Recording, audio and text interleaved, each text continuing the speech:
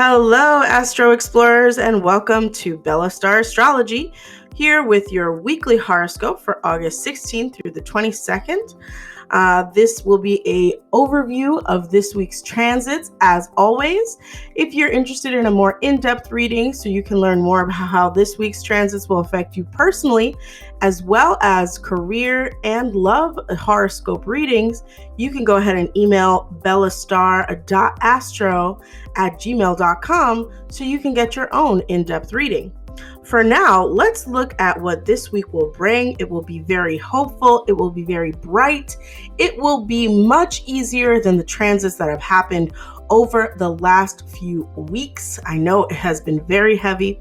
Now, some will say that the Uranus retrograde is going to be pretty light, but this week I'm going to go over how that might not be the case for everyone.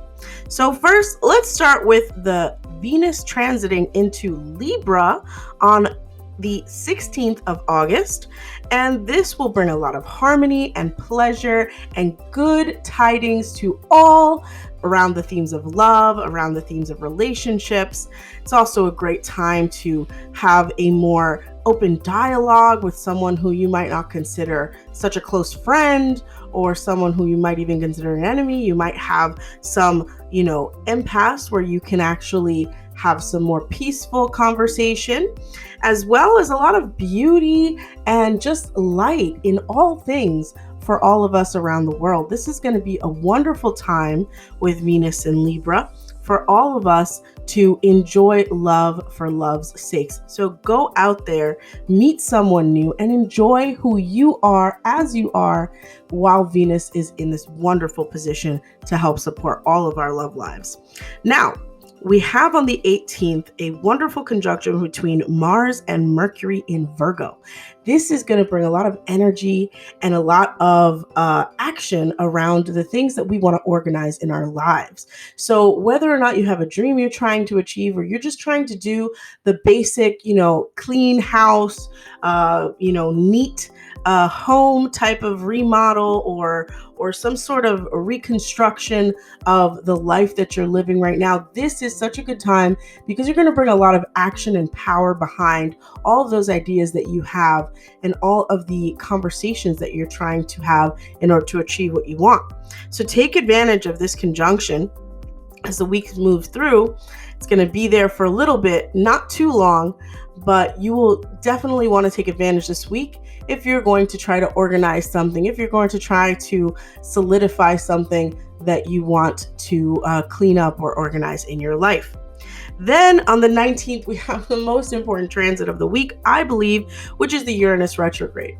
Now, a lot of people are saying that this is going to be a lot easier, that this is going to be a less intense, but Uranus is intense, period. Uranus is intensity incarnate. So instead of, that sort of crazy energy that we've been having as it's been transiting Taurus, we're going to get a little bit more organized in that craziness and maybe get a little bit more power behind it, because Uranus retrograde actually is closer to the earth. So we're going to amplify that change, that universal shifting energy that Uranus brings to us. So take advantage of this strong force that's coming through to be able to make decisions about what things you need to change in your life.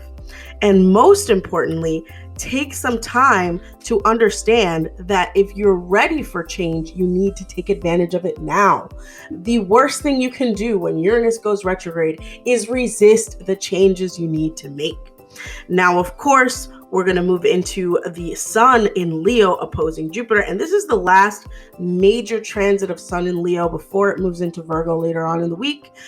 So really, this is going to be that last jolt of, that Leo sort of, I don't want to say it's a cover-up energy for your ego, but Sun in Leo is mostly bombastic and very, forward-thinking sort of energy where you're just, your head is moving faster than you can actually do anything with.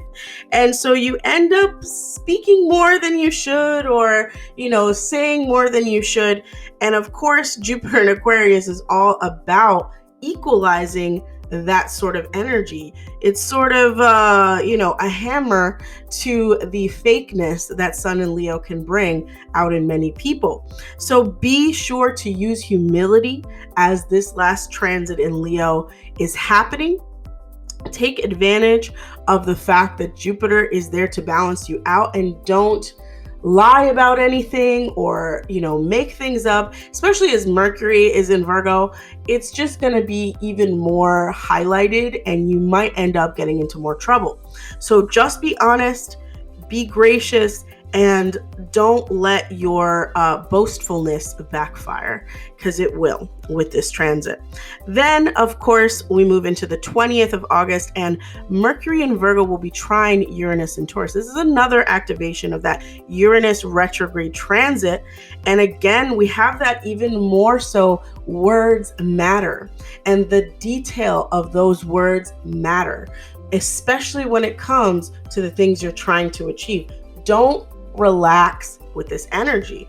Look very deeply at the way that you are interacting with others and communicating with others, as it could greatly impact, how much you can use that Uranus and Taurus transit to move you forward. Then, of course, we have the full moon in Aquarius, and this is the time to look back when the new moon in Aquarius happened earlier this year, when the full moon in Aquarius happened earlier in July, and how you shifted yourself. Have you actually achieved the things you set out to achieve? If you have not, like I said, Uranus transit will be the most important transit this week. Just focus on the changes you need to make it happen. And believe me, you don't want to ignore astrology, because it's happening regardless of what you want.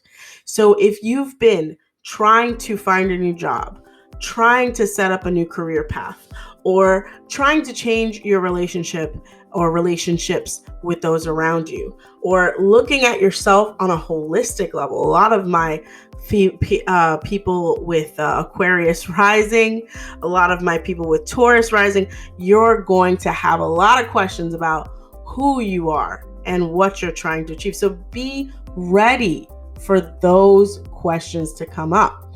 Every single sign has a different area of their life where they're going to be questioning what they're trying to achieve and what you're trying to do. Now, of course, Sun enters Virgo at the end of this week on the 22nd.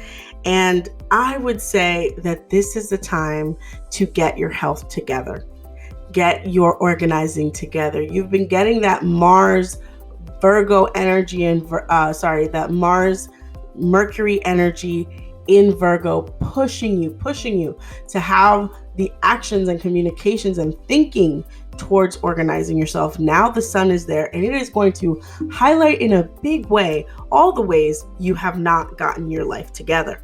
So do what you have to do to make it happen, and don't ignore the signs in front of you.